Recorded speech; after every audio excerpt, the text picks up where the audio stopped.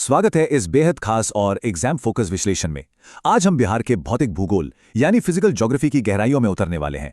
हम बिहार के भौतिक विभाजनों के उस क्लासिफिकेशन को पूरी तरह डिकोड करेंगे जो सीधे हमारे बोर्ड और कॉम्पिटिटिव एग्जाम्स में पूछा जाता है। तो अपनी नोटबुक्स तैयार रखिए, क्योंकि इस सेशन का एक एक मिनट सीधे सीधे बेहतरीन मार्क्स में बदलने वाला है। आज के इस सेशन में हमारा फोकस इन मुख्य टॉपिक्स पर रहेगा। सबसे पहले बिहार के भौतिक विभाजन, फिर पर्वतीय और तराई क्षेत्र, उसके बाद 3 अलग अलग मैदान, फिर पठार और चट्टानें, और आखिर में एक क्विक रिवीजन और कुछ बहुत ही जरूरी एमसीक्यूज। तो चलिए सबसे पहले बात करते हैं बिहार के भौतिक विभाजनों की, जो इस पूरे जियोग्राफिकल लैंडस्केप के मूलभूत स्तंभ हैं। अब भौतिक विभाजन या फिजिकल डिवीजन कोई रैंडम चीज नहीं है। एग्जाम के नजरिया से देखें तो ये पूरे भौगोलिक परिदृश्य का एक बहुत ही सख्त पदानुक्रमित यानी हायरार्किकल क्लासिफिकेशन है। एग्जामिनर हमेशा इन्हीं विशिष्ट और टेस्टेबल जोन्स पर सवाल सेट करते हैं, इसलिए इन्हें समझना बहुत जरूरी है। यहाँ एक बहुत ही क्रूशियल पॉइंट है जिससे बिल्कुल मिस नहीं करना चाहिए। बिहार को मुख्य रूप से 3 प्रमुख भौगोलिक प्रभागों में बांटा गया है। पहला है पर्वतीय या तराई क्षेत्र, दूसरा है मैदान और तीसरा पठार। सिलेबस का हर एक जियोग्राफिकल फीचर इन्हीं 3 कैटेगरीज में आता है। इससे आप पूरे चैप्टर का मास्टर मैप समझ लीजिए। अब आगे बढ़ते हैं हमारे पहले स्पेसिफिक फिजिकल डिवीजन की तरफ, यानी पर्वतीय और तराई क्षेत्र, जो ऊंचाई पर स्थित हैं। एग्जाम्स में इस पर्वतीय क्षेत्र के उपक्षेत्रों के बारे में बार बार पूछा जाता है, और ये हैं सोमेश्वर श्रेणी, दून घाटी और रामनगर दून।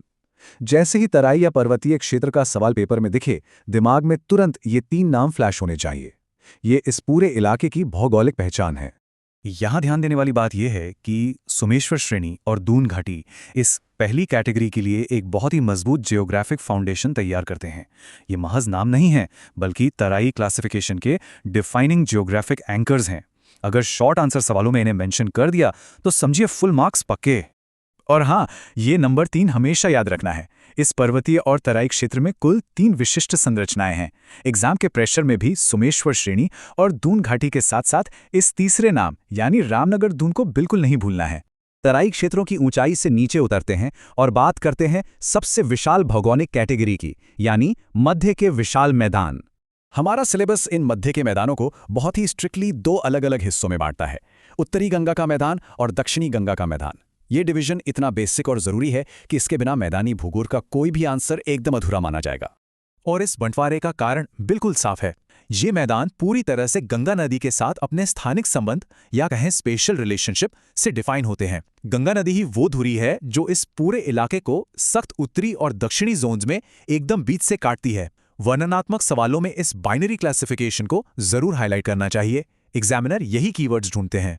मैदानों को समझने के बाद अब हमारा फोकस सबसे दक्षिणी हिस्से की तरफ जाता है, जिसकी पहचान इसकी भूवैज्ञानिक नींव यानी पठार और चट्टानों से होती है। देखिए, मैदानों से एकदम अलग पठारी क्षेत्र के एग्जाम रेलेवेंस पूरी तरह से यहाँ पाई जाने वाली विशिष्ट और प्राचीन चट्टान प्रणालियों से जुड़ी हैं। जब भी पठार की बात होगी तो हमारा ध्यान मिट्टी या हरियाली पर नहीं, बल्कि सीधे इन प्राचीन भूवैज्ञानिक संरचनाओं पर जाना चाहिए। नोट्स बनाते वक्त ये 2 नाम हमेशा हाईलाइटेड रहने चाहिए, धारवाड़ चट्टानें और विंध्य चट्टानें। अगर क्वेश्चन पेपर में पठारी क्षेत्र का जिक्र है तो समझ लीजिए कि एग्जामिनर आपसे इन्हीं 2 चट्टानों का नाम सुनना चाहता है। यही इस रीजन का सबसे बड़ा भौगोलिक सत्य है। अभी तक हमने जो भी पढ़ा है उसे इस एक टेबल में आसानी से समराइज किया जा सकता है। पर्वतीय क्षेत्र के अंदर आते हैं सोमेश्वर, दून और रामनगर दून। मैदानों के अंदर उत्तरी और दक्षिणी गंगा के मैदान, और पठारों में धारवाड़ और विंध्य चट्टानें। एग्जाम से ठीक एक रात पहले रिवीजन के लिए ये ब्रेकडाउन एक असली गेम चेंजर साबित होता है। तो चलिए, अब वक्त है अपनी तैयारी को परखने का। देखते हैं क्विक रिवीजन और एमसीक्यूज, ताकि एग्जाम में कोई गलती की गुंजाइश ही ना रहे। दिमाग में इस पूरे चैप्टर को सेट करने का एक बहुत ही सिंपल सीक्वेंस है। स्टेप 1, तराई की 3 विशेषताओं को पहचानना। स्टेप 2, गंगा के मैदानों को उत्तर और दक्षिण में बांटना। और स्टेप 3, पठार की 2 चट्टानों को क्लासिफाई करना। बस 1, 2, 3 इसी क्रम में दिमाग में मैप बना लीजिए और पूरा चैप्टर याद। आइए एक टिपिकल एग्जाम क्वेश्चन सॉल्व करते हैं। प्रश्न है, पठारी विभाजन में निम्नलिखित में से किस प्रकार की चट्टान पाई जाती है? ऑप्शंस हैं ए सोमेश्वर, बी धारवाड़ या सी तराई।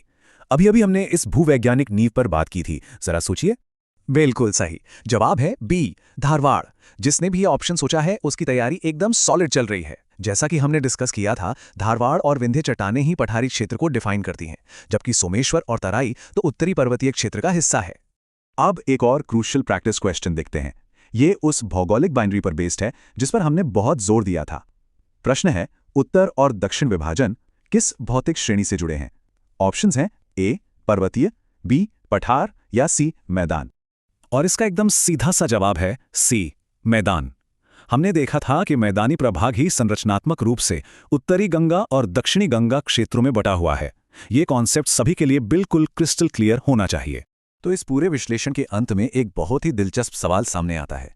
इस इतने स्ट्रिक्ट भौगोलिक वर्गीकरण को रटने, ये समझने से आखिर हमें पूरे रीजन के इतिहास और भूगोल की गहरी समझ कैसे मिलती है? असल में इन सटीक क्लासिफिकेशंस को याद रखना सिर्फ एग्जाम पास करने का शॉर्टकट नहीं है। ये यहाँ के परिदृश्य, इसके भूवैज्ञानिक इतिहास और नदियों के पूरे बिहेवियर को डिकोड करने की मास्टर की है। इन कॉन्सेप्ट्स को बस दिमाग में बिठा लीजिए और आने वाले एग्जाम्स में आपकी बेहतरीन परफॉर्मेंस की गारंटी पक्की है। खास और बहुत ही डिटेल सेशन में आपका स्वागत है। आज हम बिहार के पर्वतीय और तराई क्षेत्र के भूगोल की बिल्कुल गहराई में जाने वाले हैं। ये सेशन खासतौर पे उन स्टूडेंट्स के लिए डिजाइन किया गया है जो बोर्ड्स या कॉम्पिटिटिव एग्जाम्स की तैयारी कर रहे हैं, ताकि ये सारे क्रूशियल फैक्ट्स आपको हमेशा के लिए याद हो जाएं। तो क्या आप तैयार हैं? अच्छा, आज के इस स्ट्रक्चर्ड लेसन में हम क्या क्या कवर करने वाले हैं, जरा नजर डालते हैं। पहले तराई क्षेत्र का एक ओवरव्यू लेंगे, फिर सोमेश्वर श्रेणी, रामनगर दून और दून घाटी को समझेंगे। लास्ट में एक क्विक रिवीजन और आपकी तैयारी चेक करने के लिए कुछ प्रैक्टिस एमसीक्यूज भी होंगे। चलिए आगे बढ़ते हैं। तो चलिए बिना किसी देरी के पहले सेक्शन से शुरू करते हैं। हम बात कर रहे हैं बिहार के तराई और पर्वतीय क्षेत्र के ओवरव्यू की। 932 इस नंबर को ना बिल्कुल अपने दिमाग में लॉक कर लीजिए। क्यों? क्योंकि बिहार के इस पूरे पर्वतीय और तराई क्षेत्र का जो टोटल एरिया है वो लगभग 932 वर्ग किलोमीटर है। एग्जाम्स में ये अक्सर एक सीधा सवाल बनकर आता है। अब आप शायद सोच रहे होंगे कि ये 932 स्क्वायर किलोमीटर का एरिया आखिर है कहाँ? तो इसका जवाब है पश्चिमी चंपारण जिला। मतलब जब भी बिहार के तराई क्षेत्र की बात आए तो आपके दिमाग की बत्ती जलनी चाहिए और तुरंत जवाब आना चाहिए पश्चिमी चंपारण। ये एक बहुत ही क्रूशियल फैक्ट है। चलिए आगे बढ़ते हैं हमारे अगले टॉपिक की तरफ, सोमेश्वर श्रेणी, जो कि राज्य के बिल्कुल उत्तरी हिस्से में मौजूद है। देखिए, सोमेश्वर श्रेणी सिर्फ एक पहाड़ भर नहीं है, ये एक तरह से नेचुरल बॉर्डर का काम करती है।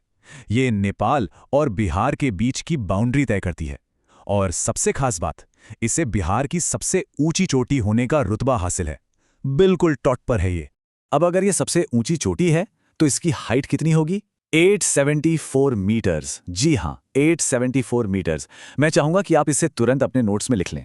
बिहार की इस सबसे ऊंची चोटी का ये डेटा कई बार एग्जाम्स में सीधा सीधा पूछा गया है। अब सोमेश्वर श्रेणी से थोड़ा साउथ यानी दक्षिण की तरफ आते हैं, जहां हमें इस इलाके की एक और इंपॉर्टेंट फॉर्मेशन मिलती है, रामनगर दून और हरहा घाटी। अब यहां जरा डिफरेंस देखिए। एक तरफ है हमारी विशाल सोमेश्वर श्रेणी जो 874 मीटर ऊंची है, और दूसरी तरफ है रामनगर दून जिसकी मैक्सिमम हाइट सिर्फ 240 मीटर है। मतलब ऊंचाई में एकदम से कितनी भारी गिरावट आ गई है ना। 240 मीटर तो इतना कम है कि शायद आप इसे पहाड़ माने ही नहीं। ये कंपैरिजन हमें इस पूरे इलाके के ढलान यानी स्लोप को समझने में मदद करता है। यहाँ एक और फैक्ट है जो आपको बिल्कुल नहीं भूलना है, वो ये कि इस रामनगर दून का जो फैलाव है, जो एक्सटेंशन है, वो खास तौर पर हरहा नदी घाटी तक जाता है। इसे याद रखिएगा। चलिए अब आते हैं हमारे अगले पॉइंट पे, जो है दून घाटी। ये घाटी इन दोनों पिछली फॉर्मेशंस को जोड़ने वाली एक बहुत ही जरूरी कड़ी है। इसे थोड़ा विजुअलाइज करने की कोशिश करते हैं।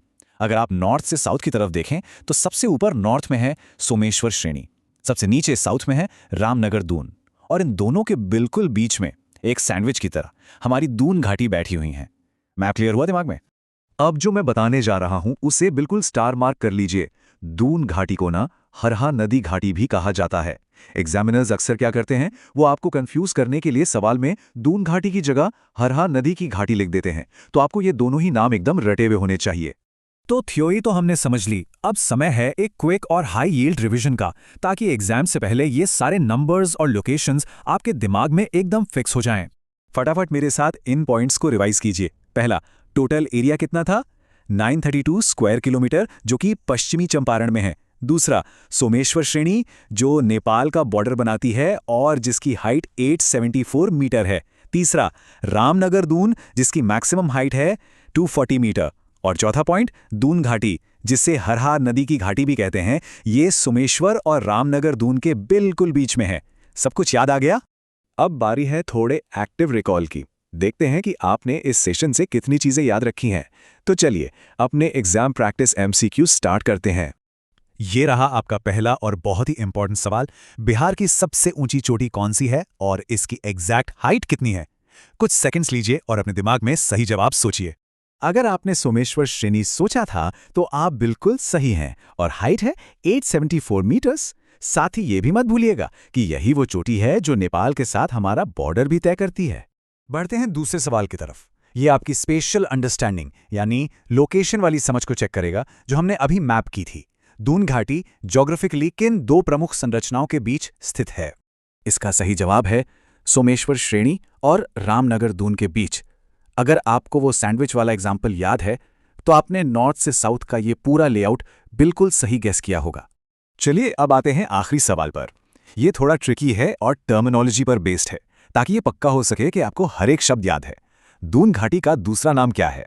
जवाब है हरहा नदी की घाटी। एकदम सही।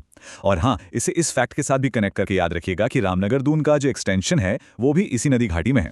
तो पूरी बात का कंक्लूजन क्या निकला? कंक्लूजन ये है कि ये जितनी भी अलग अलग जियोग्राफिकल फॉर्मेशंस हमने आज देखी, चाहे वो ऊंचे ऊंचे पहाड़ हों या फिर गहरी घाटियां, ये सब के सब पश्चिमी चंपारण के उसी 932 स्क्वायर किलोमीटर के एरिया के अंदर बहुत ही कॉम्पैक्ट तरीके से समाहित हैं।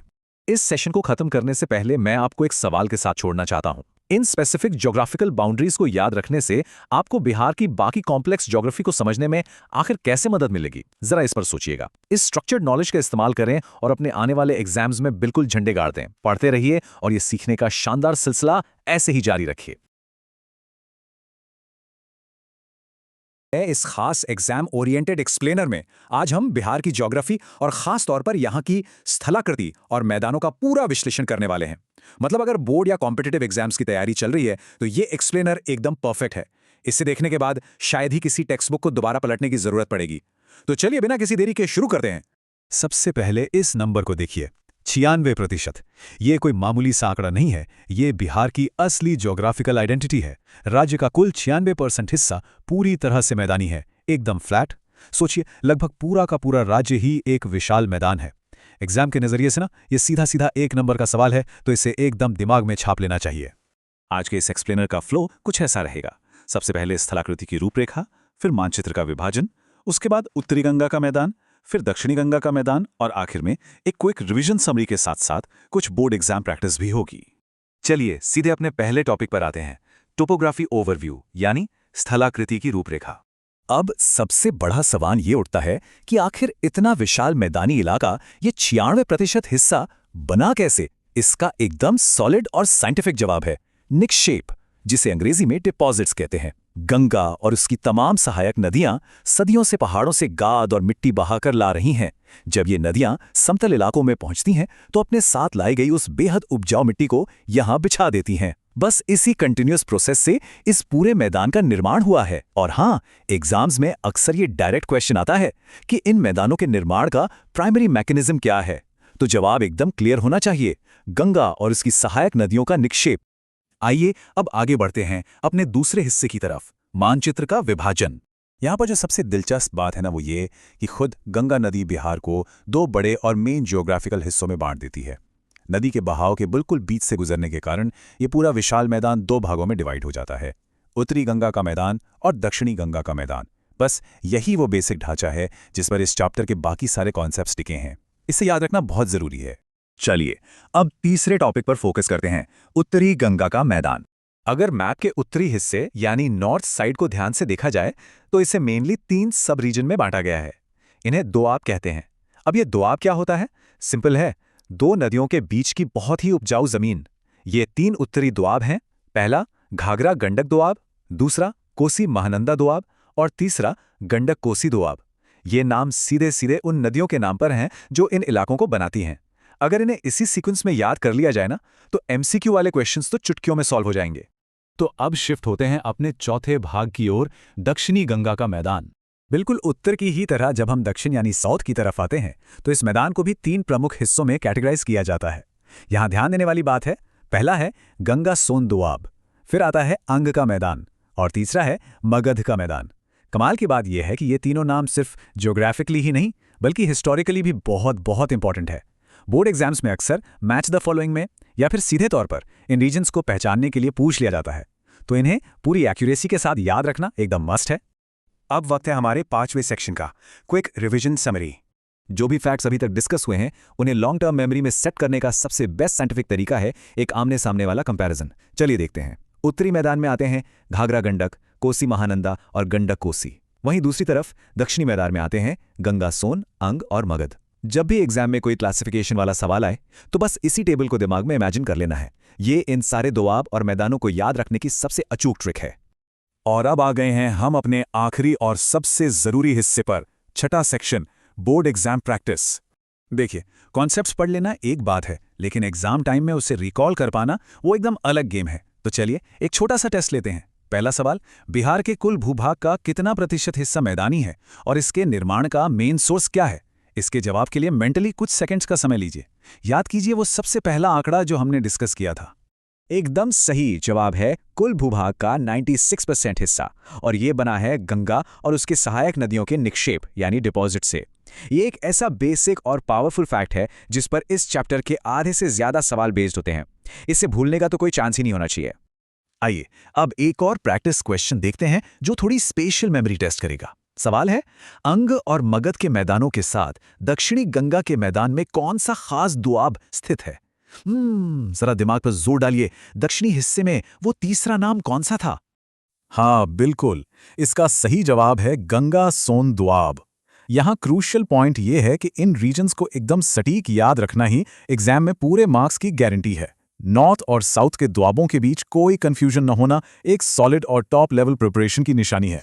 तो इस पूरे एक्सप्लेनर को रैप अप करते हुए एक बहुत ही इंटरेस्टिंग सवाल के साथ इसे खत्म करते हैं। जब ये पता है कि राज्य का 96% हिस्सा इन्हीं नदियों के निक्षेप से बना है, तो इन स्पेसिफिक उत्तरी और दक्षिणी दोआबों को याद रखना न सिर्फ एग्जाम्स के लिए बल्कि बिहार की पूरी जियोग्राफिकल और एग्रीकल्चरल आइडेंटिटी को समझने के लिए किस तरह से नए रास्ते खोलता है, इस पर एक बार जरूर विचार कीजिएगा, क्योंकि रटने से ज्यादा समझना इंपॉर्टेंट है। आज के इस एग्जाम फोकस्ड एक्सप्लेनर में बस इतना ही।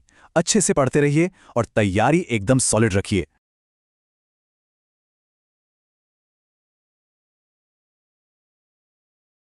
आते हैं आज के इस खास विश्लेषण में हम बिहार के पठार और उसके रॉक सिस्टम्स को पूरी तरह से डिकोड करने वाले हैं। अक्सर स्टूडेंट्स इस टॉपिक की डिटेल्स में उलझ जाते हैं, लेकिन आज का हमारा यह सेशन पूरी तरह से एग्जाम फोकस्ड है। चाहे वो बोर्ड एग्जाम्स हों या सिविल सर्विसेज, कोई एक्स्ट्रा फ्लफ नहीं। हर एक फैक्ट सीधा दिमाग में छप जाने वाला है। तो पूरा फोकस बनाए रखिए, क्योंकि ये मास्टर क्लास आपकी तैयारी का गेम बदलने वाली है। आज हम क्या क्या कवर करने वाले हैं उस पर एक नजर डाल लेते हैं। सबसे पहले बिहार के पठार का बेसिक इंट्रोडक्शन, फिर धारवाड़ रॉक सिस्टम, उसके बाद विंध्य रॉक सिस्टम, आखिर में एक क्विक रिवीजन होगा और फिर कुछ प्रैक्टिस क्वेश्चन से हम अपनी तैयारी को टेस्ट करेंगे। चलिए भाग 1 से शुरू करते हैं, बिहार का पठार और उसका जियोग्राफिकल बेसलाइन। जब हम बिहार के पठारी क्षेत्र की बात करते हैं तो सबसे पहली चीज क्या ध्यान में आनी चाहिए? इसकी लोकेशन। ये क्षेत्र बिहार की दक्षिणी सीमा यानी सदर्न बाउंड्री पर स्थित है।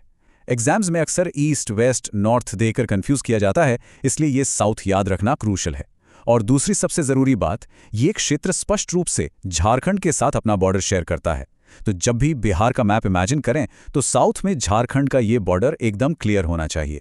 ये वो बेसलाइन फैक्ट है जिस पर कई सारे एमसीक्यू बनते हैं। अब आगे बढ़ते हैं भाग 2 की तरफ, जहां हम धारवाड़ रॉक सिस्टम और उसके जिलेवार डिस्ट्रीब्यूशन को देखेंगे।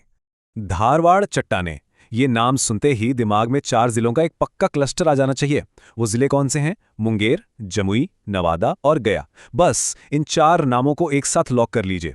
मुंगेर, जमुई, नवादा, गया, ये चारों मिलकर बिहार में धारवाड़ रॉक सिस्टम का कोर बनाते हैं। एग्जाम में जब भी धारवाड़ का सवाल आए तो आंसर में इन चारों का एक साथ होना ही एक्यूरेसी की गारंटी है।